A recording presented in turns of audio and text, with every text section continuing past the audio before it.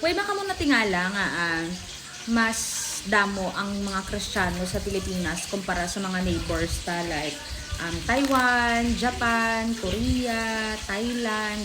Nga mas damo ang nag-convert sa Christianity dire sa Philippines, 'di ba? So kung natingala ka mo, one of the reasons for that is because of the similarity. Okay?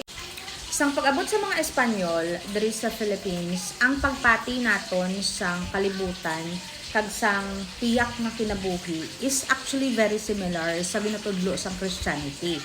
Okay? So ano man ang pagpati naton? Halimbawa diri sa Visayas. Okay?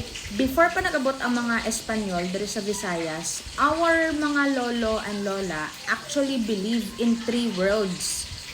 Ano na nga three worlds? Kahilwayan, sky, the sky world, kundiin ang Diyos naton nga si Kaptan, or si Panay, sa Panay, or si Laon diri sa Negros Island, naga-star.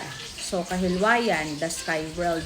Kung manaog ko no si Kaptan sa Panay, the chief god sang Panay Islands. Kung manaog ko no si Kaptan sa kalibutan, sa gaagi siya sa Mount Madiaas. Mount Madiaas is the highest peak sa nga bukid sa Panay Islands.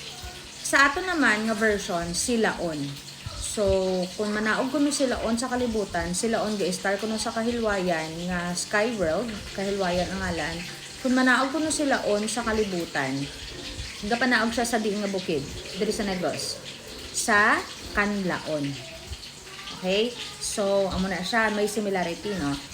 So, kay ang chief god sang Panay si Kaptan, ang chief god sang Negros Island si Laon. Okay, sa Canlaon sila galabay or ga-star or connected, whatever. Again, so ang first world naton ang first taas nga world is the sky world or the kahilwayan. Middle world, middle earth is kamariitan, which is dira man naghalin ang word nga riit or forbidden or gid-istaran sa mga espiritu, di ba? Mariit. Kamariitan ang world nga kundiin ari kita diri. And then ang kasakitan nga world. Kundiin amo na siya ang underworld, nagakadto ang mga napatay. So again, we have three worlds, the sky world or the kahilwayan, the kamariitan, and then the kasakitan nga world.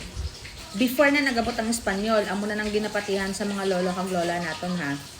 Pagabot sa mga Espanyol, ano ilaging tudlo sa aton?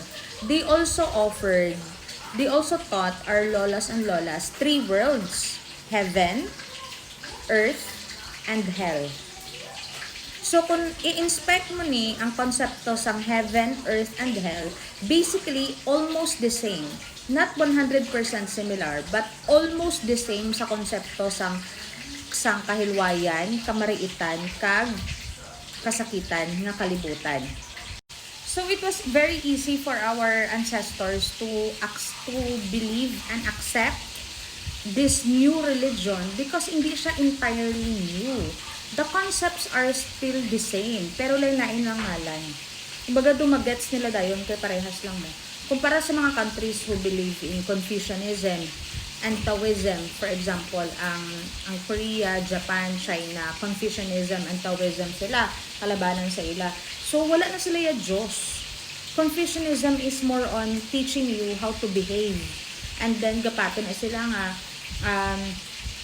the world is cyclical, no? Tanan nga living beings are just galibot-libot lang sa kalibutan, no? Amo na magapati sila, ang iba nagapati sa ila sang reincarnation, all that stuff.